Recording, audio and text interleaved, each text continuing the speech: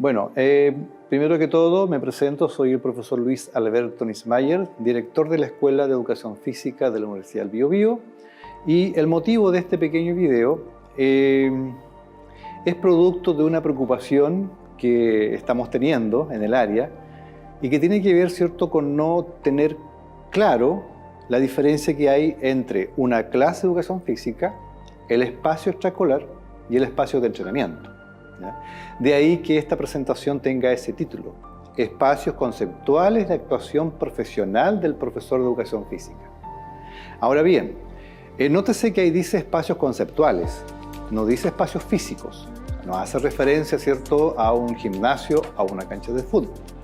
Hace referencia a conceptos que son diferentes o que deben presentarse de forma diferente de acuerdo al contexto donde el profesor está trabajando.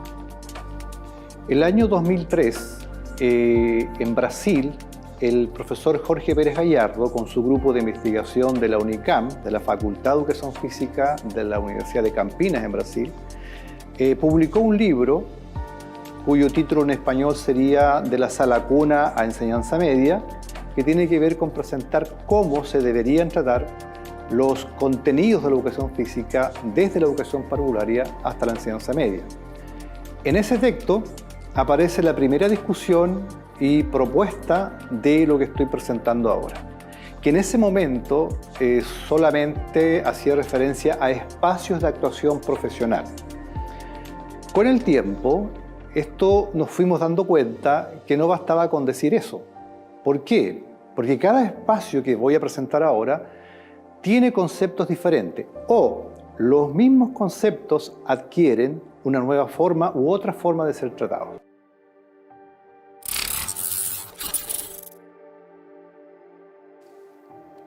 Ahora bien, el espacio de vivencia es el espacio con el que reconocemos a la clase de educación física. Y se reconoce como vivencia porque los contenidos de la educación física deben ser vivenciados, no entrenados ni depurados técnicamente. Porque la clase de educación física no es para aprender técnicas de movimiento, no es para entrenar el cuerpo, es para vivenciar los contenidos de la cultura corporal. Salvedad aparte, hay un texto, un libro de unos colegas brasileños, nosotros en la Escuela de Educación Física lo estamos tratando, ya que esta educación física con estos nuevos conceptos pasa a tomar el título de Pedagogía de la Cultura Corporal. Obviamente que muchas cosas cambian desde esa perspectiva. Ya no se trata de los movimientos corporales dados por la cultura hegemónica. De hecho, ¿cierto?, tiene que ver con las culturas propias de cada grupo humano. Entonces, en esta vivencia, en esta sala de clase, en estos pocos minutos que tenemos a la semana, el niño o niña debiera evidenciar la mayor parte de los contenidos de la cultura corporal. Esos contenidos son reconocidos generalmente como los deportes, los juegos, las luchas, hasta las artes escénicas, las artes plásticas, las artes musicales, donde entra el ritmo, ¿cierto?, en el mundo de las gimnasias. En ese sentido, es importante que el profesional, el profesor o profesora que trabaja en el contexto escolar tenga claro que esas horas o esos minutos son para que niños y niñas puedan vivenciar la mayor cantidad de estos contenidos. Por lo tanto, en ese espacio no importa el asunto técnico, la habilidad motora. El otro espacio es reconocido como el espacio de práctica. Y aquí pasamos a lo que nosotros reconocemos generalmente como lo extraescolar, donde se forman los talleres. Y estos talleres generalmente son formados por grupos de intereses. Aquí está el taller de básquetbol, el taller de fútbol, atletismo, gimnasia, donde los niños, los alumnos, los estudiantes, eligen porque representa precisamente las habilidades que tienen. Es en este espacio que tiene un poco más de tiempo a la semana. Un taller deportivo o recreativo puede trabajarse casi todos los días, generalmente en las tardes. De aquí también nacen las selecciones escolares. El espacio de entrenamiento es el espacio de los clubes, de los gimnasios donde las personas van a mejorar sus condiciones físicas. ¿Y cuál es el problema? El problema es que todavía confundimos estos espacios y transformamos el espacio de vivencia, es decir, la clase de educación física, en un espacio de entrenamiento. Y eso es un error. ¿Por qué es un error? Porque los niños o los estudiantes en edad escolar no buscan preparar sus cuerpos para mejorar su potencial aeróbico o anaeróbico o resistencia muscular. Además que la característica principal de una sala de clases es la diversidad corporal. ¿Cómo estimulo yo a estos jóvenes al deseo por la actividad física en términos genéricos? Bueno, si pongo la traba de las habilidades motoras, de la ejecución técnica, solamente van a poder resolverlo aquellos que tengan esa habilidad. Y eso se traduce en que si descubro esas habilidades, debo pasarla al espacio de práctica, en el extraescolar. Y ese es el espacio, el tiempo-espacio, donde se pueden afinar esas habilidades, porque obviamente el niño o niña, ¿cierto?, al estar interesado en eso, es porque sus habilidades están relacionadas con esa actividad corporal. Ahora, el espacio de entrenamiento requiere de una preparación un poquito más específica del profesor de educación física. Porque un profesor académicamente bien formado debiera ser un profesional que desarrolle en el espacio de vivencia un currículum escolar y que tiene también talleres que se relacionen también con sus habilidades. Por ejemplo, aquel profesor que juega básquetbol, lo más probable es que tenga un taller de básquetbol, a lo cual tiene derecho, obviamente. Pero no debería esa habilidad personal pasarla al espacio de vivencia. Y si quiere subir a nivel de entrenamiento, debiera hacer cursos de perfeccionamiento específico, porque incluso dentro de los deportes no es lo mismo entrenar handball a entrenar natación.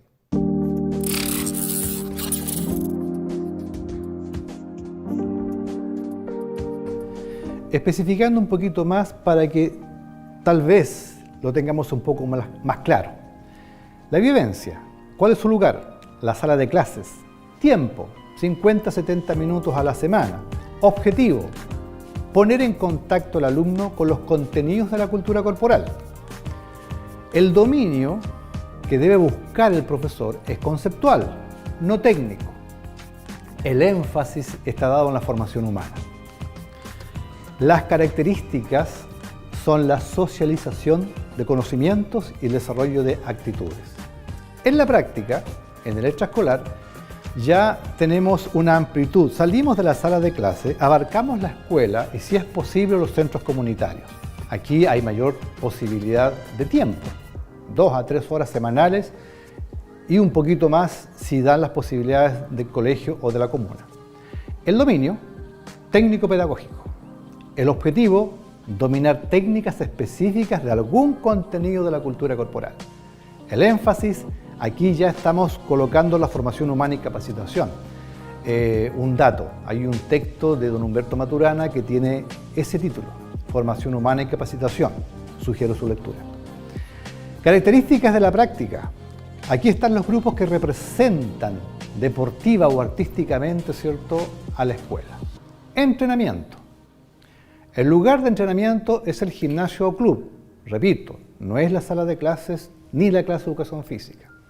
Tiempo, obviamente, mucho más porque el entrenamiento está focalizado, ¿cierto?, a obtener algún campeonato, por lo tanto, no con 2 horas o 1 hora a la semana no basta. Alto rendimiento es su característica. El dominio es técnico-deportivo. Alguien me podrá decir aquí, oye, ¿la formación humana? También está presente, pero podemos discutir más adelante por qué no es el dominio que se busca, ¿ya?, sino que es el técnico deportivo. El énfasis no es conceptual, es técnico. Aquí manda el entrenador. En la sala de clases debiera haber un aspecto más dialógico, donde debiera haber un acuerdo entre estudiantes, el Ministerio de Educación y quien relaciona la actividad de contenido. Aquí no, en el entrenamiento ya sabemos y lo conocemos y lo hemos vivido, es el entrenador el que sabe. Objetivo, preparar atletas para la alta competición deportiva. comprenderán que eso es imposible de lograr en una sala de clase en 40 minutos. De ahí la preocupación que tenemos de por qué algunos profesores continúan haciendo circuit training en una sala de clases, ¿ya? Que además, si usted revisa los planes y programas, no aparecen como obligatorios, menos el test naveta.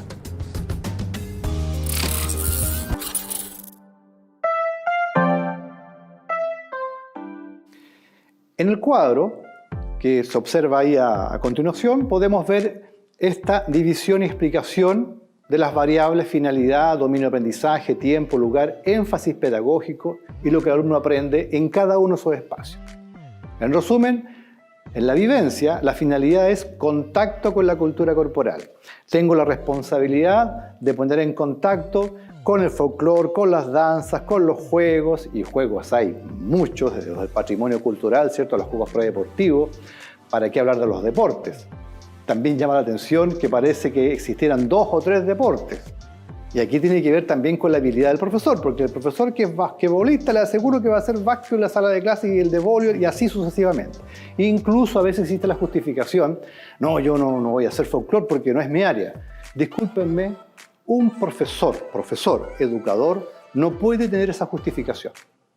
Tal vez a nivel de entrenamiento, pero esto no implica, ¿por qué es importante el contacto con la cultura corporal? Porque significa reconocer la cultura que trae la persona al medio escolar. Y esto no es nuevo, esto tiene que ver con la pedagogía del oprimido de Paulo Freire. La pedagogía de la esperanza, aquella pedagogía que reconoce la historia del otro. Mi función como profesor no es imponer una idea, sino que buscar lo que hay ya hecho por estas culturas y traerlas al interior de la clase. Cuestionarlas, reconceptualizarlas y no darlo como hecho. Importante, por ejemplo, yo no soy profesor de artes marciales, pero mis estudiantes quieren tener la vivencia del arte marcial. ¿Qué es lo que debo hacer?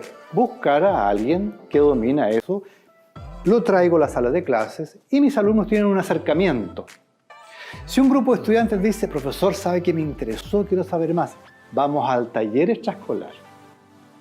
Porque seguramente otros tendrán intereses musicales, artísticos. Y recuerden, estuvimos ahí, todavía hay estudiantes y siempre van a ver que se preguntan, ¿para qué me sirve esto? ¿Por qué tengo que hacer un correr de lado a lado? ¿Cuántas vueltas en la cancha? Eso no es para la clase de educación física. Vueltas y preparación física es de extraescolar para adelante. La práctica está formada por la libre organización de los alumnos, donde se desarrolla ampliamente la autonomía. En el entrenamiento se internalizan, se automatizan las técnicas específicas de cada deporte. Por eso que hay entrenadores para cada deporte. Sería extrañísimo tener un entrenador, ¿cierto?, que domine. Imposible. Importantes los dominios. Y aquí hay que tener presente que en general en la historia humana existen 2 dominios del conocimiento. El conceptual y el técnico. Y lo que importa en el medio escolar es el conceptual. ¿Por qué se llama así? ¿Por qué ha cambiado de nombre? ¿Qué significan esas nomenclaturas? Hay que considerar que hay códigos simbólicos, ocultos, en algunos mensajes socioculturales. En resumen, cabe señalar algo relevante. ¿En qué sentido? No es posible que la clase de educación física del siglo XXI se parezca a una clase del siglo XX y tal vez del siglo XIX. Este grupo de alumnos que da vuelta alrededor de una cancha, recuerden, eso es para entrenamiento. Este grupo de alumnos, comillas, que sufre la preparación física en 30 minutos y que al día siguiente no puede caminar. Tengamos claro como profesores que el espacio escolar es un espacio de educación y eso es mucho más profundo que las habilidades técnicas. Tengamos en cuenta que si tengo 30 estudiantes, tengo 30 intereses diferentes. ¿Cómo entra mi área para atender esos intereses diferentes? ¿Cómo formo núcleos de sociabilización? La tarea es a reflexionar, pero ojo, no lo confundan con divagar. Hay personas que confunden el divagar, que es hablar y pensar de muchas cosas, y al final las cosas continúan exactamente igual como estaban antes. La reflexión implica un cambio en la acción. Si yo observo mi clase del año pasado, debiera ser un poco diferente a la clase de hoy. Si queremos estimular a nuestra población al deseo, a las ganas de la actividad física, esta estimulación a nivel infantil siempre debe ser placentera. No debe causar dolor, no debe inspirar un posible trauma, ¿cierto? O ganas de no hacer nunca más eso. Por lo tanto, estamos invitados a que el concepto juego, por ejemplo, ojalá no sea un juego competitivo, porque el juego competitivo empieza del extraescolar para adelante. Ahí están los juegos nacionales, están los juegos predeportivos, ahí está eso, los juegos olímpicos. Pero la clase de educación física se juega libremente buscando un concepto fundamental del juego, que se llama empatía. Y se es empático con el otro cuando me invita a jugar dentro de las condiciones en las que yo puedo responder. En todo caso, sería un tema aparte en algún momento si queremos hablar de la pedagogía del juego y la creatividad. Por ahora, ¿cierto?, me despido y bueno, gracias por ver el video. Cualquier comentario, está mi nombre, me pueden ubicar sin mayores problemas en la red de la internet. Muchas gracias.